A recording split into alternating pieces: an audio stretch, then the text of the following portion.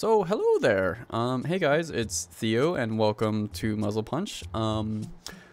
Ultimately, there seems to be a lot of hullabaloo about, recent rumors of the Nintendo Switch 2, and it seems like over time the rumors are piling up more and more, and people are getting more hyped and really enjoying riding this hype train all around the news about the Switch 2. But at the same time, I can't help but feel personally more kind of, I don't think aggravated is the word, but a little frustrated, because no matter how many videos that I watch, no matter how many things we see on the internet about the alleged Switch 2, nothing is confirmed. And just like based on that fact alone, you can pontificate, you can rumor mill as much as you want, but at the end of the day, you don't know exactly anything about this new console, and you're basically creating a wish list.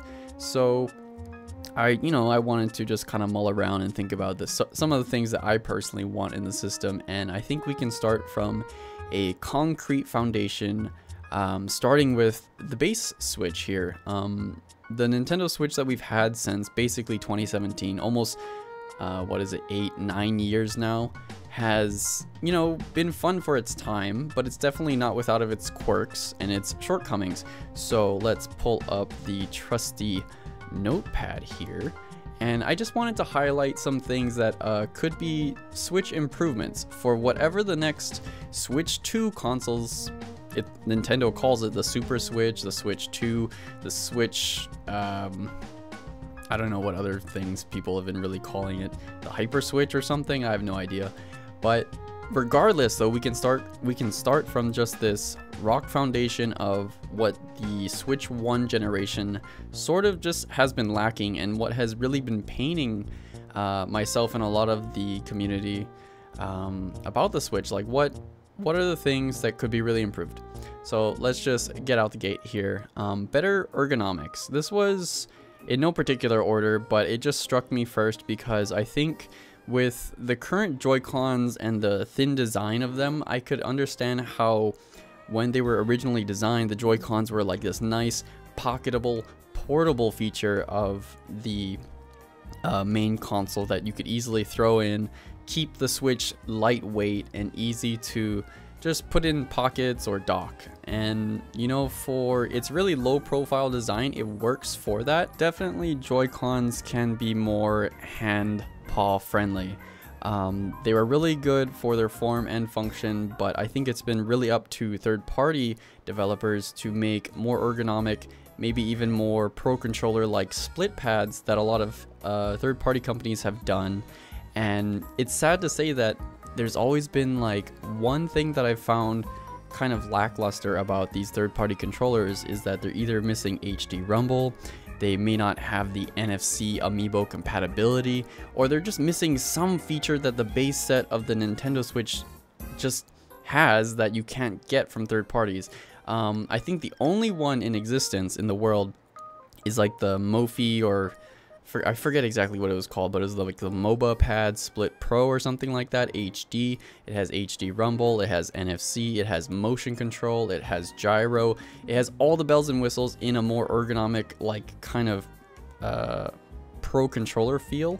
It is a bit bulkier, but that's the whole point. I want something to fit these meaty claws a little bit better. But again, I just wanted to reiterate that it came so late in the Switch's life, only about a year or two ago. So I hope at least Nintendo themselves can step it up and at least deliver something on launch that is more geared towards adults, somebody or even kids with bigger hands, because the claw type grip going on here is not really helping my beans. So ultimately, yes, better ergonomics, and I think with the rumored larger display, ultimately you're gonna want to handle that larger device that's probably also going to be heavier with better controllers. So I think, yeah, we rambled on about that enough, so let's go on to my second improvement here: increased compute performance. Now, I don't need to get into all the technical specifications for what exactly that could mean. Like, I just want my games at a base level to run at 60 FPS, and you know what? A lot of people are asking for 1080p. I am happy with 720p, but with no frame drops. That would be awesome. If you just increase that level of compute and that ceiling for how well the Switch 2 can perform and run all of my current library of games, I would be happy. I would be so much more happy to spend more time on this console, handheld or docked, but I'm just still playing on a Switch console. Nintendo will still have more of my attention and time because of the reliability and improved performance of just all of their software on this new device. So I think we can all agree that gamers want higher FPS more consistently over anything else, and this includes fidelity, but that is another thing that I want to bring up here. So with higher compute, we can also say that developers are going to have the ability to include higher texture resolutions. You're going to have marginally better graphics and improved fidelity. We just saw on the PS5 Pro that they're going to launch. They were very keen to highlight that the PS5 as of now and the PS4 Pro only allowed you to play in 2 certain modes where you could play with higher fidelity at lower FPS or higher FPS with a lower resolution. So they really wanted to marry and give, I guess, really enthusiast gamers the best of both worlds. But you know, we'll talk about that insane $700 price point later. I think current systems can deliver that still without that crazy price, and I think the Switch 2 is very keen on delivering on that. So yes, I'm very hopeful for at least marginally better technological improvement. I think the amount of time that Nintendo has spent improving their software to their hardware has been really good, and they've had a lot of development getting exclusive chips from Nvidia over the years. So I'm very sure that we're gonna get very good performance on whatever the next console is, because that console for the Switch 2 is probably gonna hold us off for the next generation of, like, what is it gonna be, 8-9 years again? I have no idea. This just ties into a little tidbit that I have here about the compute performance. I've set this rule for myself whenever it comes to Switch games now. If it's not an exclusive Mario game, an exclusive Kirby game, a Nintendo IP, you name it, if it's not that, I'm buying any other game, any other third-party game on Steam. I'm not gonna waste my time and my money purchasing games on an inferior console because I can get the same game often for cheaper on the Steam store, and it'll run at 60 FPS. I have a really good PC that could run any game I throw at it on the PC side at, I don't know, it's crazy. Like I can run games at 240 FPS. I am absolutely spoiled, and I know that that's not like the common target demographic here, but if we can hit 60 FPS, I will happily stay to the platform on Nintendo side. And I really want to. I can't take this big bulky, you know, desktop PC with me anywhere I go. That's like reserved for my Steam Deck right now. But again, if we can get that in an even better, more advanced package on the thinner Switch, then I'm all for that. That will occupy my backpack more often. So moving on here, we have just my third and you know, my last big ask for the Nintendo Switch 2. Number 3, I want them to fix the Nintendo eShop. I think any person, no matter how good your internet is, I have gigabit fiber optic internet. The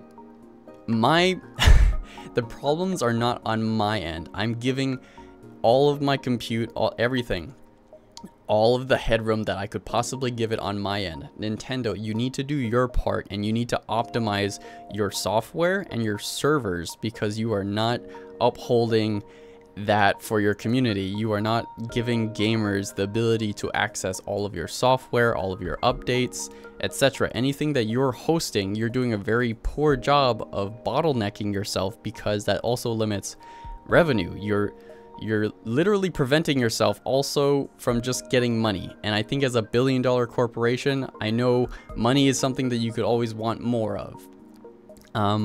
when I'm sitting on my Nintendo Switch on the eShop, it's literally loading just half the time. I just scroll up and it takes chunks to load. For some reason, I don't know. I'm on very good internet. I just want to reiterate, like, it's I don't know, it's just kind of embarrassing all the way in 2024 now that I could even go on the Wii U, and I've never really had this problem. It's really insane. I don't know why it's specific to the Switch generation of the eShop. And I even want to say I feel like the 3DS performed better. So whenever I just want to see what's trending, or, you know, maybe some things that like I can't really find on Steam, I'll look on the eShop and I'll just, you know, window shop, and I'll be like, oh, I didn't see that. But you know what I do? I pause right there and I go and open the Steam eShop on my computer, on my phone, on my tablet, anything else. Why is it that the eShop also, this is another point I'm already just transitioning into, why does the eShop have to be stuck to the Switch? I feel like you can also do this like points thing that they do on their Club Nintendo website, and you can even order a game possibly from their website to download on your Switch. I can't confirm that, but I feel like that really isn't a commonplace thing, or not many people know that. But Steam has just been the best comparison here to show Nintendo a lesson that they could just make all of their eShop games, all of the indies, the first party stuff accessible if you just host it appropriately. So please improve your servers, please improve the accessibility here, Nintendo. It's just really a crying shame, and we shouldn't face this for like the next 10 years. To put salt in the wound, Nintendo, you're even charging us for online services now, so please improve what we're paying for. But I don't really want to kind of end this on a negative note. I feel like there are some things that should make a return that's not necessarily an improvement to whatever the Switch console is that's going to succeed the current Switch, but I want amiibo support. If not for the NFC, I like having my little trinkets and my little, you know, video game trophies on my desk in front of me right now. I have like the whole collection of the Animal Crossing amiibo set, so that's all that I really want. I really want, I like that the Toys to Life era was a thing, so that we could continue to have really high quality cute Nintendo IPs that we can admire, just not on our game consoles but on our shelves. It's always just a nice reminder. They're really cute and aesthetic. I wouldn't leave the world without them. That's just, please keep the amiibo.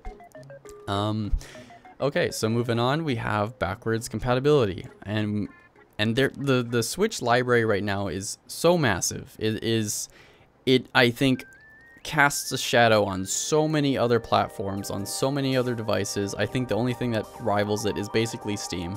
The Switch became the indie darling that everybody wants to host their game on. Everyone wanted to develop for it. A lot of AAA large games, even such as Crysis, out of all things. You know, it used to be that meme back in the day where, you know, does it run Crysis? Can your PC run Crysis? And somehow they optimized it. They put it on a much thinner, you know, quieter, low TDP type of device like the Switch. And you look at, like, I even have a Switch Lite, and I look at that and I can see that it can run Crysis, for crying out loud, and that's just insane. I think even Digital Foundry did a little piece on that, and it's just so nice to see that there's headroom here. A lot of people can take their large IPs and still put it on this little device, and just increasing the backlog is, you know, something to all of our detriment. I know, because we're always getting new games and not beating our old games. That's a quick aside, but yes, I want our current backlog to be accessible on the new Switch. And if we get little performance bumps here or there, I don't know if they're going to have to go back into whatever games that weren't optimized for the new hardware, but if it could somehow accelerate that or use DLSS to just up-res things and make things a little bit smoother, that is just a huge win. That is a nice consumer feature that I think will bring value to your older game library.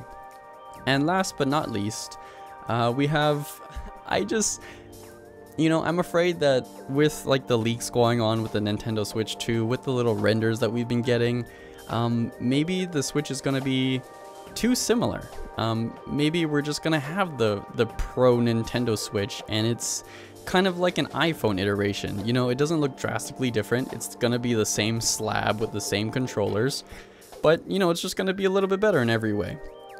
I need Nintendo to do me a solid, to do all of us a solid, and still be their quirky Nintendo selves making gimmicks. And I don't think that I ever want to leave sort of the Nintendo Wii era that I'm so nostalgic for, because I like the motion gimmicks. I like having the Wiimote, and I thought the Joy-Con was gonna be a smaller, higher tech type of advancement with what the Wiimote was, but now we can always control and dock our Wiimotes to the system. But sadly, it just became kind of really bad motion control that you had to reset a lot and be like, oh great, the thing is out of sync again, and you have to push a button, and that takes me out of my immersion, and it's just no fun. I want that quirky fun that you got with like WarioWare Shake It or Wario Smooth Moves. Those were really fun times that I had with the Wii, and I feel like there's still a little bit that they could do with that. I think there's still some juice there. So please give us some waggle control, and I don't know, throw in a couple of curveballs, because I know not everything has been leaked. There's still a lot of room, and there's still a lot of things that could surprise us with this. But I think I will end and cap it there, because I think at the base of this, again to recap, we have no idea what's going on with the Switch 2. We have no idea if any of these rumors are true, or if anybody who's leaking these rumors from China or from a coworker of a coworker of a coworker has anything relevant to say about what's actually happening. These are all just like kind of hype cycle type things that are fun, and I'm not gonna yuck other people's yum. The hype train is a really fun train to ride, but I hope people don't follow it so hard that they end up spoiling themselves and having a worse time off, rather than being surprised and rather than being optimistic. I just want to put that kind of energy out there and just have fun while we still don't know what the Switch 2 could be, but I know at a base level what we want it to be. So with that said, I hope you guys have a lovely evening, have a lovely night, have a good morning whenever you're watching this, and maybe, just maybe, we'll have a Switch 2 announcement this September. So I don't know. I hope you have a good day, and peace out. Bye-bye.